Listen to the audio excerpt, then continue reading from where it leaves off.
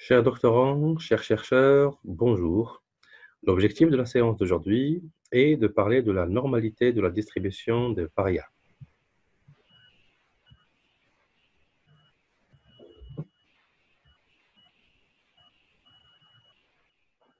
La première des choses, c'est d'ouvrir la base de données qui est complètement codée. Donc là, je rappelle que lorsque nous voulons ouvrir une base de données ou lorsque nous voulons éditer une base de données, il faudrait que toutes les questions soient bien codées. Donc là, nous avons le nom de la variable. Nous vérifions si toutes les données sont numériques.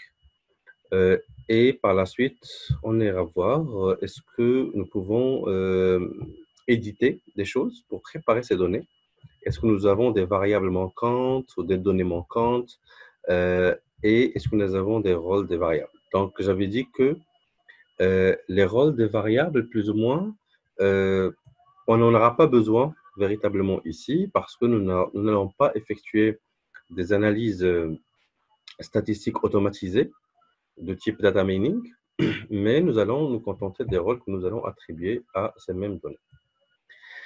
Donc, la base de données que nous avons ici, c'est une base de données où il y a cette première question. Donc, les avis, par exemple, là, nous avons l'étiquette. Hein. Donc, les avis reçus sur le forum vous ont-ils encouragé pour cette structure ou pour une structure? Là, j'ai comme valeur oui ou non. Donc là, nous avons les libellés, et voilà, et là, nous avons les noms des variables. Comme j'avais dit, idéalement, il faudrait que le nom de la variable soit composé de quelques caractères qui ne dépassent pas 8. Et comme vous voyez ici, donc là, je rappelle aussi le numéro de la question, parce que peut-être que la base de données va contenir un ensemble important de données et donc et de variables, et donc par la suite, il y aurait un problème pour se rappeler des intitulés des variables. Donc, idéalement, il faudrait adopter un codage qui va nous faciliter l'analyse et qui va minimiser les risques d'erreur ultérieurement. Donc, c'est une base de données issue d'un travail de recherche qui vise à expliquer l'intention d'achat et l'attitude. Hein. L'intention d'achat, c'est la question numéro 14, c'est la probabilité de réservation suite à l'échange. Et l'attitude, qui est la question numéro 13, l'attitude vis-à-vis d'une structure d'hébergement, à partir d'un ensemble de variables explicatives. J'ai tiré uniquement quelques variables pour cet exercice pédagogique d'une base de données que j'avais éditée précédemment. Donc, c'est une base de données de 360 répondants, ou 364. Donc, nous avons 364 répondants. Et comme vous voyez, là, les données sont toutes codées. Hein. Donc, lorsque je switch entre l'affichage des codes ou l'affichage des réponses, là, je vois que tout est bien codé. Surtout pour les étiquettes. Et donc là, je viserai plus ou moins à tester un ensemble d'hypothèses de relations entre les variables, ces variables-là, qui sont les variables latentes principalement, et cette variable à expliquer, qui est une variable quantitative continue. Donc jusque-là, ça ressemble à la majorité des travaux que vous allez faire, dans le sens où la majorité des variables en sciences de gestion, surtout en marketing et en RH, sont des variables qui sont latentes, et même en finance comportementale ou en entrepreneuriat. Donc la majorité des variables sont des variables latentes, et c'est là où il y a les véritables exercices à faire. Pour le reste, si nous n'avons pas de variables latentes, c'est-à-dire si les questions sont comme ça, juste le genre homme-femme, être marié ou pas, le nombre d'enfants, l'âge, etc. Si j'ai envie de tester des hypothèses de relations pareilles, c'est-à-dire j'ai uniquement des variables observées et j'ai envie de tester des relations entre une variable observée et une variable observée, là, je n'ai pas de problème. Je n'ai pas besoin de faire le test de factorisation et ce qu'on appelle les qualités psychométriques des échelles de mesure. Donc, je vais commencer par le commencement. J'ai besoin de préparer les données pour l'analyse de données et pour le test des hypothèses. Parce que ce que j'ai envie de réaliser, c'est le test des hypothèses de la recherche. Et donc, j'ai cette variable qui s'appelle la force de l'argument. J'ai cette variable qui s'appelle la crédibilité du site web. J'ai cette variable qui s'appelle l'attitude. et j'ai cette variable qui s'appelle l'intention d'achat. Et donc, j'ai envie de tester des relations d'hypothèses entre l'ensemble de ces variables, malgré que ces variables sont latentes. Donc, la première des choses, toujours lorsqu'on a envie de tester des hypothèses, il faudrait savoir quelle est la loi statistique qui va régir nos données. D'accord? Ça, c'est la toute première des choses qu'on va faire. C'est ce qu'on appelle le test de la normalité de la distribution, pour voir est-ce que la distribution suit une loi normale ou pas.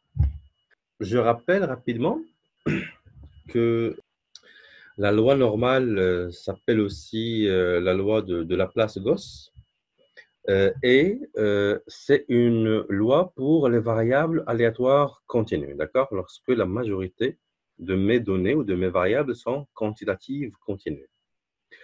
Pour les variables plus ou moins qui sont à dominante discrète, on a d'autres types de lois, c'est-à-dire la loi de Bernoulli, la loi binomiale ou la loi de Poisson. Ou alors, nous avons d'autres types de lois continues aussi, à part la loi normale. Donc là, nous avons la loi normale, nous avons la loi normale qui est sont très réduites. Nous avons la loi du Q2 de Pearson. Nous avons la loi de Student, ou la loi de T, ou de Student-Fisher, qu'on appelle aussi Student-Fisher. Nous avons aussi la loi de Fisher-Snedeker. Bon, là, j'ai juste rappelé l'ensemble des lois qui existent. Ce qu'il faut retenir, c'est que lorsque nous avons un ensemble de variables qui est très important et un ensemble de données qui est trop important, nous avons un théorème qui s'appelle le théorème central limite. Donc, il faudrait le noter, hein, c'est le théorème central limite, qui établit que l'ensemble des lois statistiques de beaucoup de variables, lorsque nous sommes en présence d'énormément de variables, tend vers une loi normale qui va être la somme de l'ensemble des distributions des variables aléatoires contenues dans le même échantillon ou dans la même distribution. D'accord? C'est-à-dire que lorsque nous avons une masse de données trop importante, c'est-à-dire, voilà, nous avons énormément de variables, énormément de données, 200, 300, etc., généralement, on ne se pose plus la question de voir est-ce que toutes mes données suivent une loi normale, parce que là, nous pouvons évoquer le théorème central limite qui établit que malgré que beaucoup de variables soient binaires, soient uniquement discrètes, etc., mais la majorité va tendre vers une loi normale selon le théorème, comme j'avais dit, de central limite. Maintenant, en quoi cela va m'intéresser? Pourquoi je vais vouloir m'intéresser à la loi normale? Parce que tout simplement, la loi normale, c'est celle qui va m'aider à expliquer une variable aléatoire continue qui dépend de plusieurs causes indépendantes, dont les effets s'additionnent et dont on n'a pas de variable qui est prépondérante. C'est ce qu'on appelle les conditions de Borel, hein. Donc, les conditions de Borel. C'est-à-dire lorsque j'ai envie de faire une modélisation, expliquer une variable par beaucoup d'autres, lorsque la variable que je cherche à expliquer est une variable continue. D'accord? Et donc, une deuxième chose, et la dernière, par rapport aux lois de distribution statistique, lorsque j'ai une distribution qui suit une loi normale, là, je vais pouvoir élaborer des statistiques paramétriques. D'accord? Les statistiques paramétriques sont des statistiques qui se basent sur les paramètres de l'échantillon, qui sont généralement la moyenne, l'écart type et la variance. Et par exemple, lorsque j'ai envie de faire appel aux coefficients de corrélation Pearson, par exemple, ça c'est un test paramétrique. Vous voyez, ce n'est pas un test non paramétrique. Maintenant, comment on va attester cela? La première des choses, c'est de vérifier si l'ensemble des variables de la recherche, hein, l'ensemble des variables que j'ai, là je parle des variables que je cherche à tester, vont suivre une loi normale. Donc, ce que je vais faire, analyse, statistique descriptive, explorer.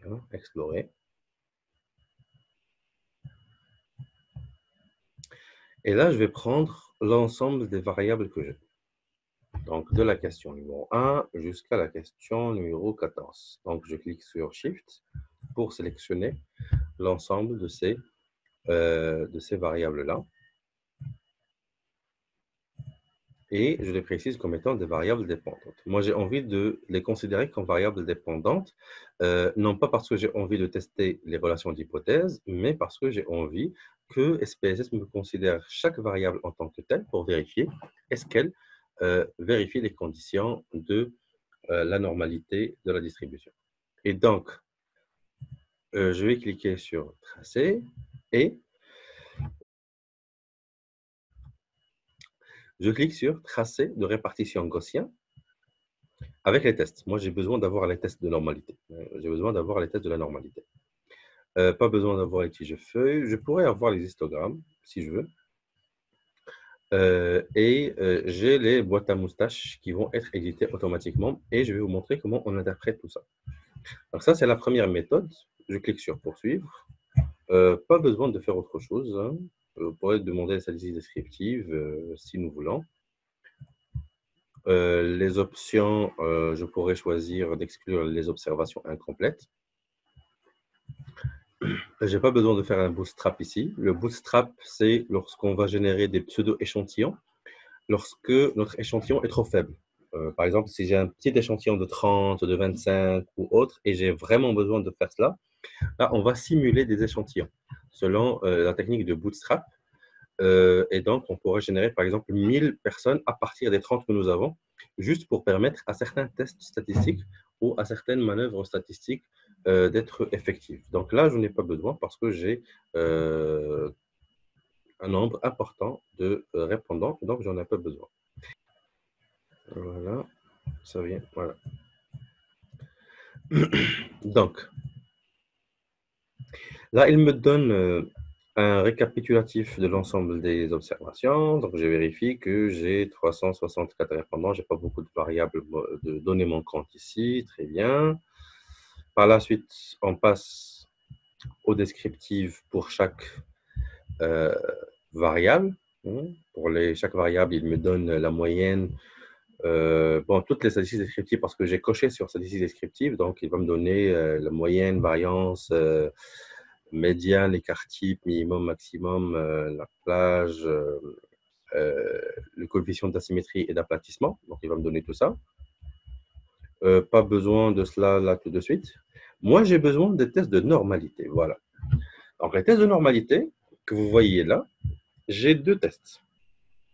J'ai le test de Kolmogorov-Smirnov et j'ai le test de Shapiro-Wilk.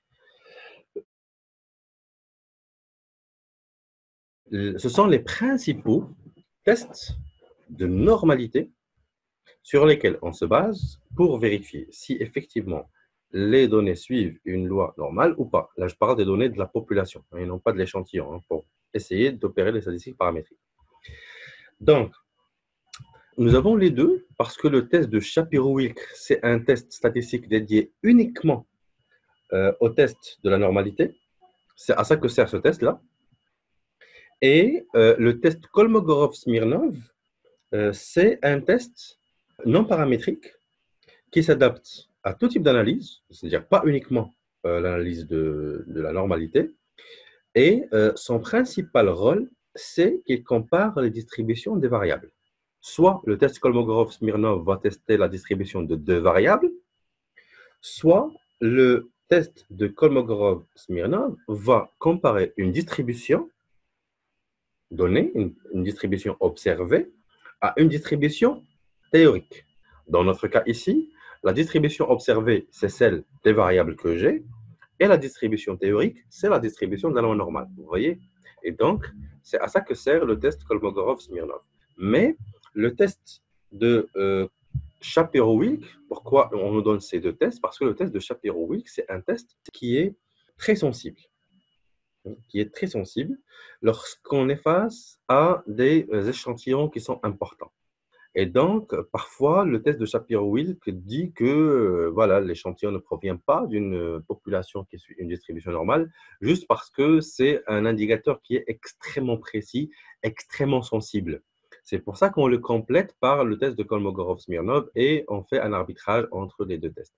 Maintenant, pour mon cas à moi, j'ai l'ensemble des statistiques.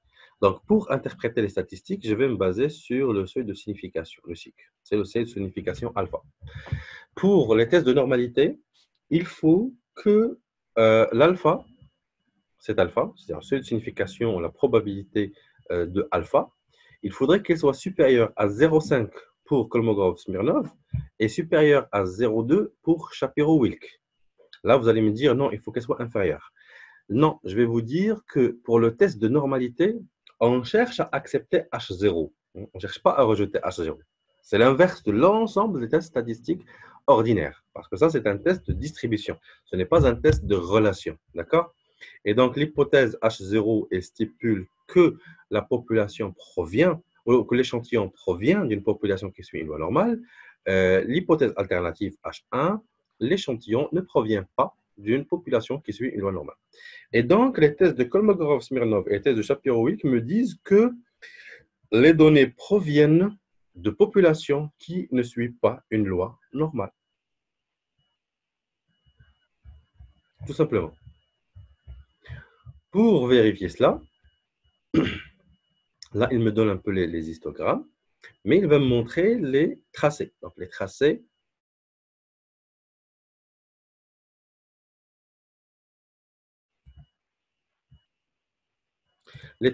Donc, les tracés ou les QQ plots, ce sont des diagrammes qui permettent de comparer la fonction de répartition de l'échantillon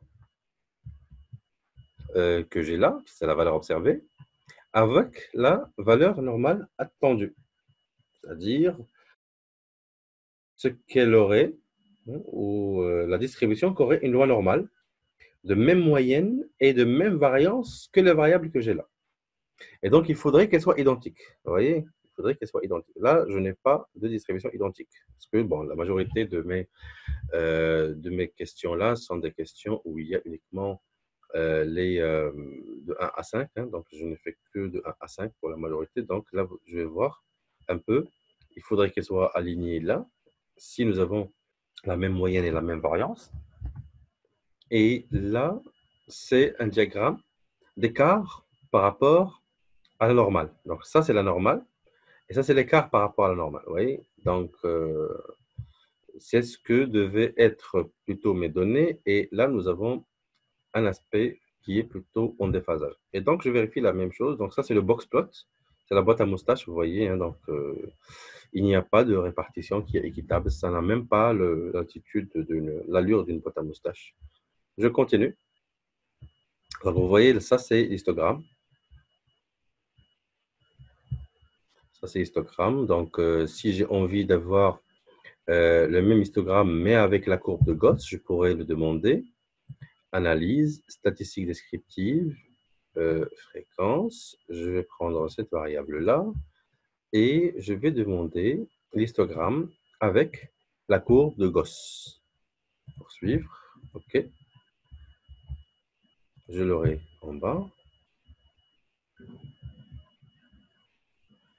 Donc, les données ne suivent pas forcément la courbe de Gauss, puisque la moyenne se situe ici. Donc, la moyenne est de 3,88. La moyenne est là.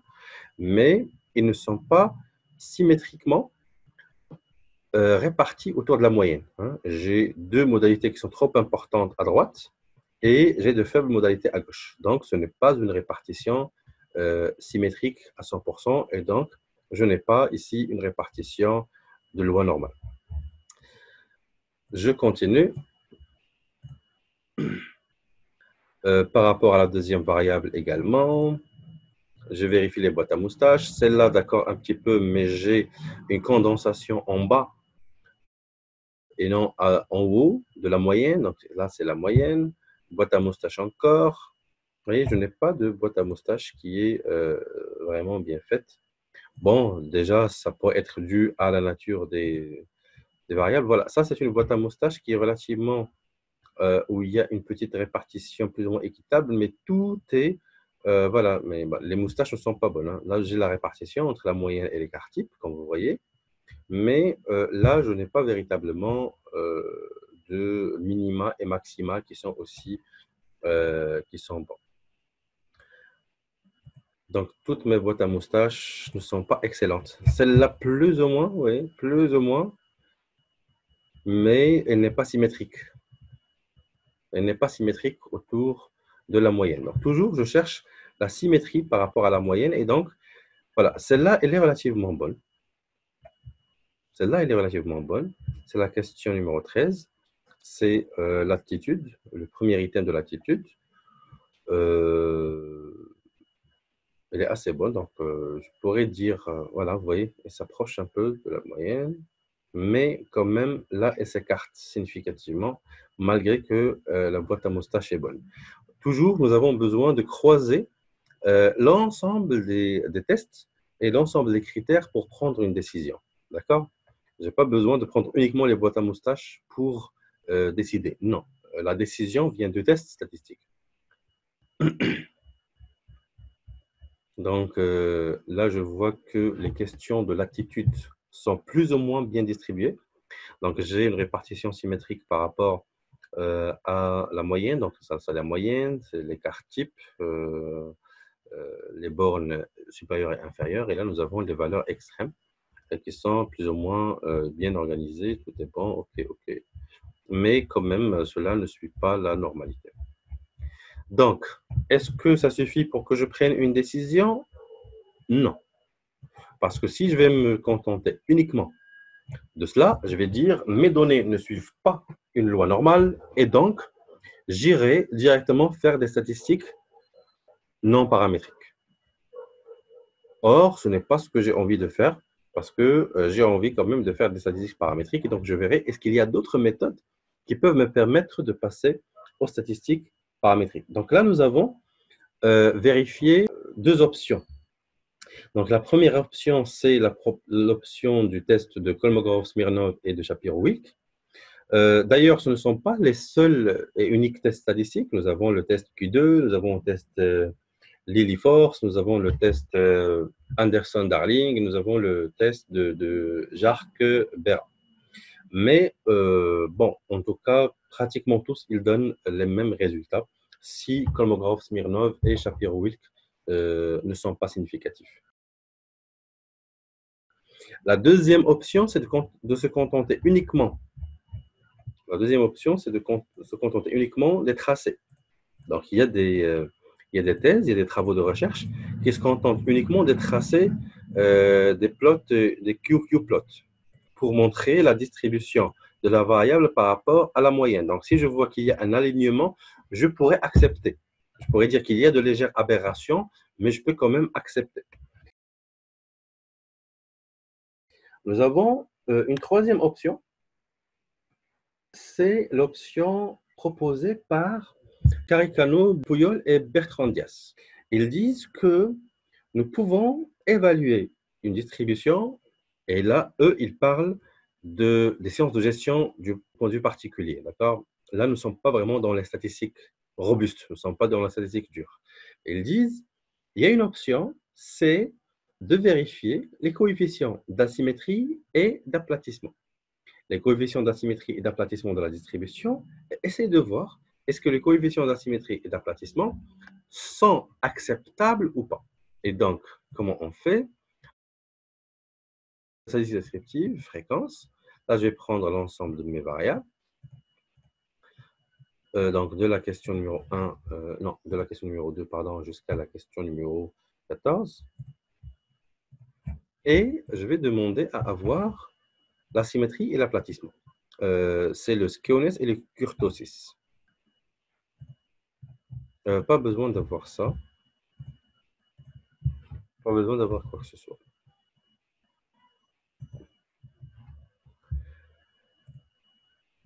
Et voilà, la symétrie et l'aplatissement. Donc là, nous avons la symétrie et nous avons l'aplatissement. Et là, nous avons aussi l'erreur de la symétrie et l'erreur de l'aplatissement. Les erreurs, c'est-à-dire, ce sont les erreurs standards de la symétrie et du corticisme, qui est l'aplatissement. C'est le rapport entre le coefficient et l'erreur standard par rapport à la normalité. D'accord? C'est-à-dire, est-ce qu'il y a une erreur par rapport à la distribution normale? Et donc, Caricano, Puyol et Bertrand Dias, en 2010, ils ont stipulé que les coefficients d'asymétrie et d'aplatissement doivent être compris entre moins 1,5 et plus 1,5 pour la symétrie et moins 2 et 2 pour l'aplatissement. D'accord? Donc, moins 1,5 plus 1,5, moins 2 jusqu'à plus 2. Et que les erreurs standards soient entre moins 2 et plus 2.